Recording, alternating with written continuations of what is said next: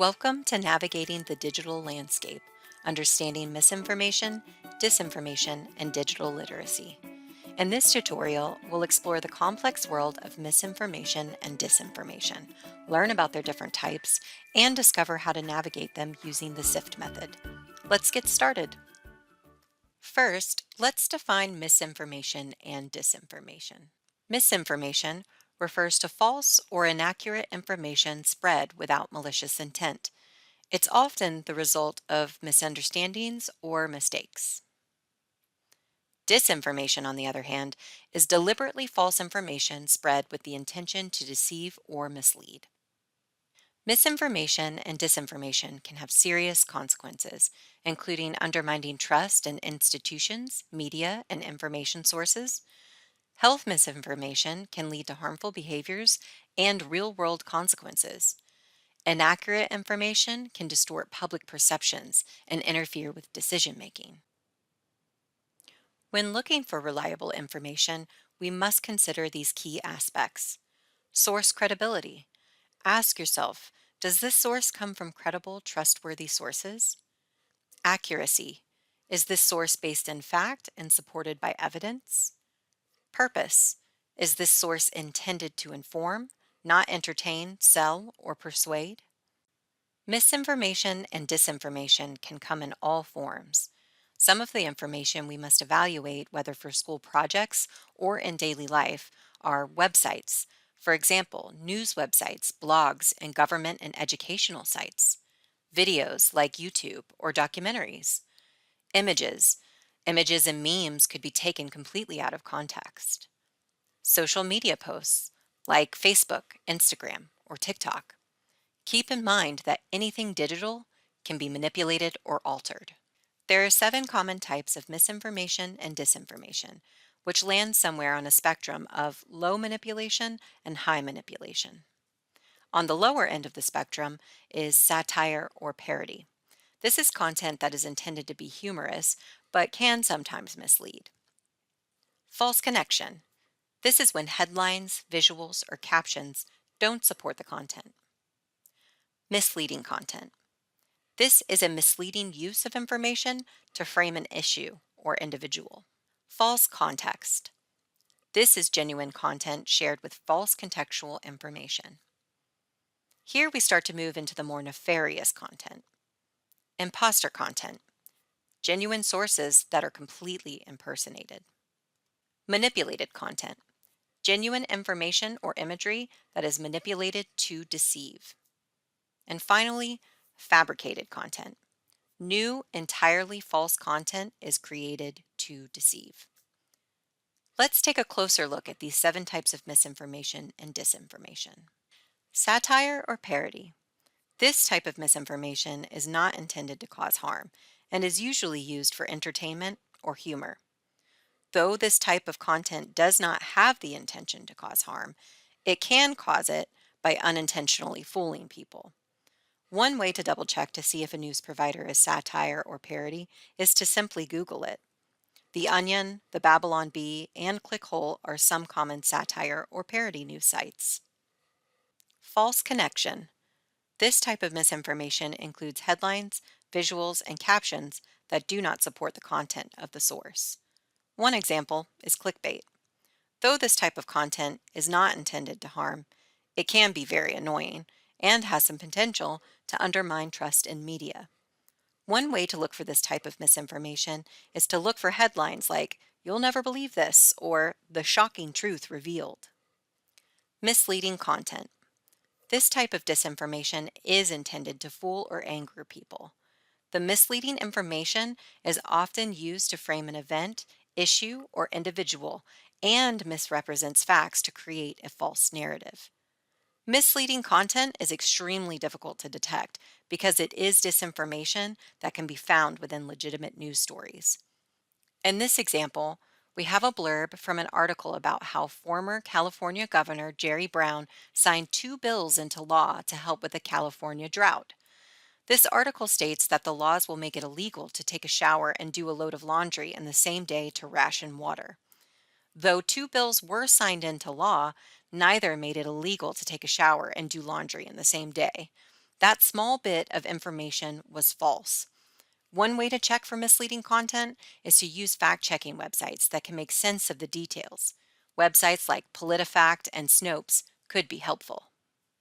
False context. This type of disinformation is when genuine content is shared with false contextual information. For example, this picture here has been reshared to fit an entirely new narrative. This picture was taken in 2017 after a terrorist attack at Westminster in London. The picture shows the woman wearing a hijab and looking at her phone on Westminster Bridge as people gathered around an injured person nearby. It was circulated on Twitter and by anti-Islam blogs as supposed evidence of her lack of concern. In reality, this woman had just witnessed a terrorist attack and was frantically calling her family. This type of disinformation created a false xenophobic narrative. One way to check for this type of disinformation is to use reverse image search to check the accuracy of images. Imposter content. This type of disinformation is when genuine sources are impersonated. This means that fake news websites can mimic reputable news sources. This type of information is intended to harm by spreading false information. One way to double check these types of sites is to check the website name or the URL. In this example, you can see that this fake news site has used the ABC News logo. But when you take a closer look at the URL, it states that it is abcnews-us.com, which is not the URL for the actual ABC News site. Manipulated content. This type of disinformation is when genuine information or imagery is manipulated to deceive. This is often seen in photos and videos that are altered to seem real. This kind of deception can be seen in these photos of Prince William. The top photo shows him making a not-so-nice gesture with his hand, but in the bottom photo you can see that he's actually holding up his hand to show the number 3. This photo was taken when his third baby was born. Using reverse image search is another great way to determine if any image is accurately used. Fabricated content. This type of disinformation is 100% designed to deceive and do harm.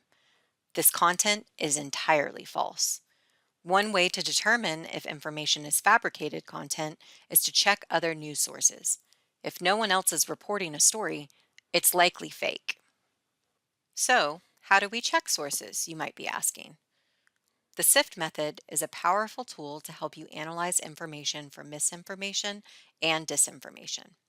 SIFT stands for Stop, Investigate the Source, Find Better Coverage, and Trace Claims, Quotes, and Media. Let's look at these steps more in depth. The first step is to stop. Before sharing or using an article, pause and consider your emotional response to the headline and what you may already know about the topic or source.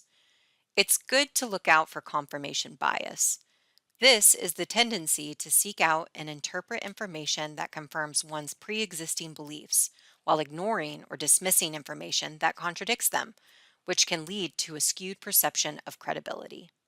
Now that we've paused, let's use the following steps to verify the information. Begin by investigating the source. Start by looking up the author and the source itself. Ask yourself the following questions and answer them to the best of your ability. What can you find about the author or authors? What is their mission? Do they have vested interests? Would their assessment be biased? And finally, do they have authority in this area? Next, find better coverage or other sources that may or may not support the original claim. Use fact-checking websites like Snopes, factcheck.org, or PolitiFact. You can also use credible news sources like academic publications, government agencies, or expert organizations. The point is to see if other news sources provide more reliable information. And finally, trace claims, quotes, and media to their original context. Start by checking links in the bibliography if that's available. If an article uses a quote from an expert or study, find the original study or expert information. If an article has any links, click through any of those links to follow claims. Ask yourself these questions. Was the claim, quote, or media fairly represented? Is information being cherry picked to support an agenda? And is the information being taken out of context? The SIFT method has some advantages and disadvantages. However, it remains an incredibly reliable way to analyze information sources. Some advantages of using the SIFT method are that it empowers individuals to become more discerning consumers of information, which enhances their ability to trust their knowledge and judgments. It encourages critical evaluation of sources and claims and promotes more thoughtful and informed decision making.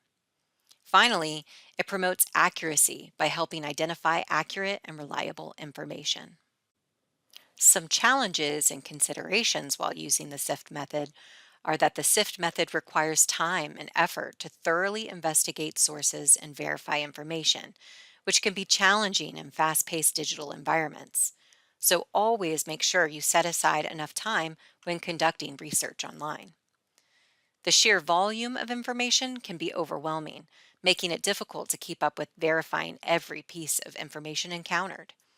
And even with the SIFT method, cognitive biases like confirmation bias can still influence how individuals interpret and assess information. Navigating the digital landscape can be challenging, but with the right tools and awareness, you can protect yourself from misinformation and disinformation. Remember to use the SIFT method and stay vigilant. Please contact your librarians for any additional help. Thank you for joining us in this tutorial.